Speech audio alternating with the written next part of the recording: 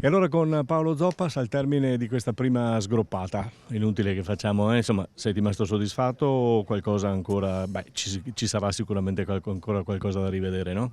Beh sì, sicuramente il lavoro da fare è tantissimo, dispiace aver preso gol proprio alla fine perché comunque il risultato positivo avrebbe dato comunque sempre un po' di morale in più, però insomma ho visto Partita tanta, equilibrata sì, comunque. sì, sì, ho visto tanta buona volontà, ho visto che abbiamo provato quello che in settimana o in questi giorni stiamo cercando di mettere in campo, quindi questo va bene.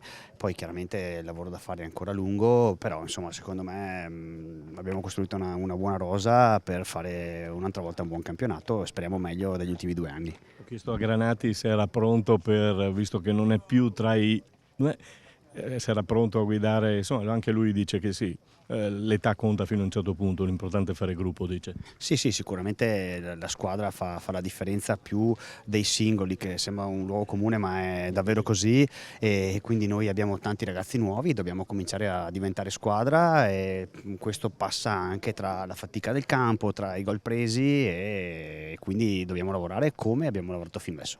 Hai due portieri nuovi rispetto allo scorso anno, quindi hai già fatto le tue scelte, non occorre che tu lo dica, ma comunque Ma sono 2 ragazzi, giovani. tutti e 2 molto giovani che stiamo cominciando a conoscere adesso e quindi giocherà chi merita di più, non ci sono ancora scelte in nessun ruolo chiaramente e io mi sto facendo le mie idee e poi sarà chiaramente il campo, il tempo a decidere come è giusto che sia.